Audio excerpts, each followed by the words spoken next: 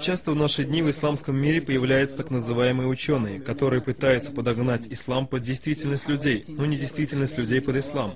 Тем самым они изменяют смыслы текстов, занижая состоятельность достоверного доказательства и подвергают критике того, кто неукоснительно следует шариатским текстам.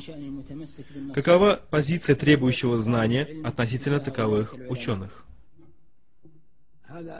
Это не является новой тенденцией, но имеет место в прошлые столетия, даже во времена сподвижников. Об этом известил посланник Аллаха, саллаллаху алейхи вассалям, то, что его умма разделится на 73 течения, и есть среди людей таковые, которые читают священный Коран, но он не проникает дальше их ключиц, и несмотря на их молитвы, посты, чтение священного Корана, они вылетают из ислама, подобно стрела вылетает из лука.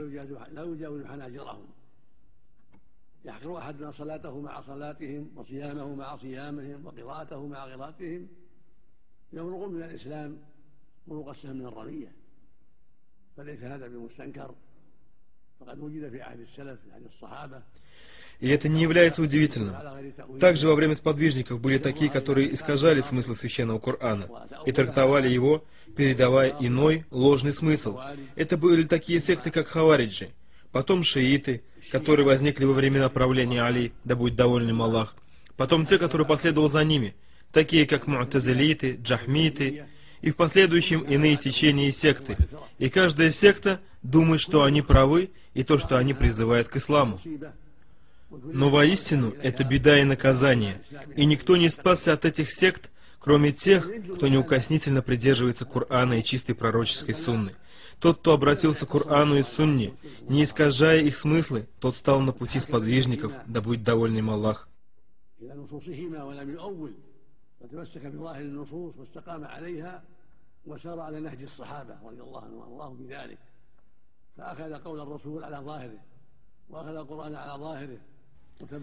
Тот, кто придерживается явных слов Аллаха и Его посланника, следуя сподвижникам, не изменяя, не искажая, они есть спасшиеся, они есть приверженцы сунны общества. А что касается отменяющих, изменяющих, искажающих смыслы текстов, выходцы различных партий и течений, они являются из числа 72 течений, которые утонули в своем заблуждении. И спасется лишь только одна группа. Это те, которые были на том, на чем был пророк и его сподвижники, в словах, делах и вероубеждениях. Поэтому необходимо требующему знания старательно исследовать то, на чем были наши праведные предшественники этой уммы, и те, кто за ними последовал в благом. Придерживаться явных смыслов Корана и Сунны, следовать тому, на что указывает нам Коран и Сунна в словах, делах и убеждениях. И необходимо оставить и отдалиться от всего того, что противоречит этому, из числа искажений искажающих, отрицаний отрицающих, чрезмерности фанатичных и халатности беспечных. Безразлично, кто бы это ни был, джахмит, му'тазилит, хаварич, мурджиит и тому подобное. Этих сект превеликое множество, и при этом необходимо постоянно испрашивать Аллаха о помощи, прибегать к Аллаху и спрашивать твердость в истине и знание ее, чтобы не сбиться и не быть из числа погибших. Поэтому необходимо обращаться к Аллаху и спрашивать у Него наставления, особенно в момент принятия дуа. А после искать истину, придерживаться ее, следовать тому, кто был на истине, следовать за ними шаг за шагом. И это является путь спасения. Как сказал Всевышний, и первые опередившие из числа мухаджиров и ансаров, и те, кто последовал за ними в благом, Аллах доволен ими, и они довольны Аллахом. Аллах приготовил для них райские сады, где внизу текут реки, и они навечно пребудут там, и это является великим успехом. И они являются спасшиеся, и они являются счастливые.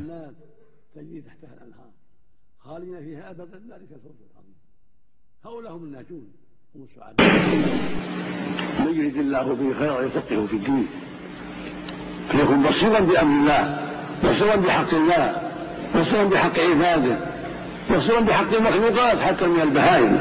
سمو عن ملذات الحياة وذكر طيب بعد الممات إمام في التقى في الزهد أصل ورمز للعلا والمكرمات قرين للندى للخير باح بحر وحبر في العلوم النيرات، دليل في المتاهات الخوالي، ونور في الليالي المظلمات، وليق الوجه ذو خلق ويلقى قبول الناس في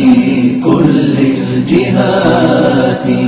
أقمت لبيضة الإسلام حصنا بأبواب عليها موصدات، وسدا كنت عن فتن تهاوى علينا في السنين الماضيات.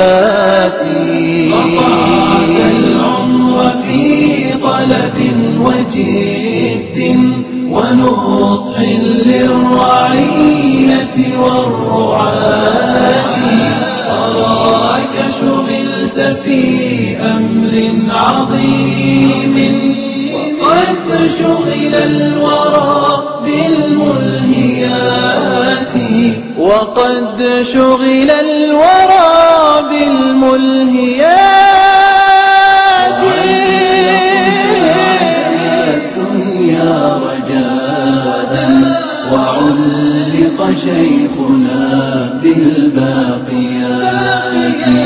كأن الكون ساعة قيلة تبدل بالدروب الضيقات، عليك من الأسى والحزن ما لا يسطر بالحروف الناطقات، كأننا قبل موتك ما فجعنا ولم نذق الكؤوس الناقعات، كأن الناس ما عرفوا مصابا خبروا تصاريف الحياة، قرى سحب الكآبة والأسى في وجوه غاديات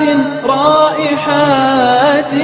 فيا الله كيف حواك قبر، وكيف أحاط معسول الصفات.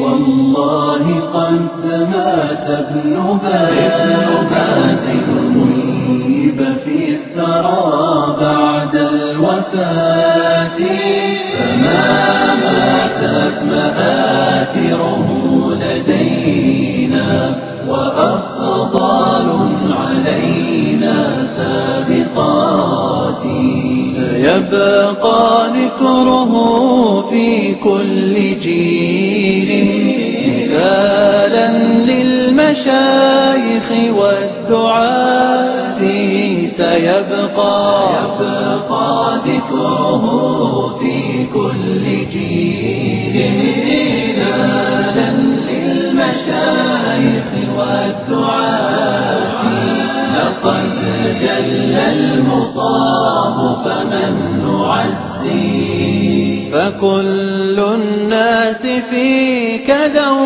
شكات، فكل الناس فيك ذو شكات.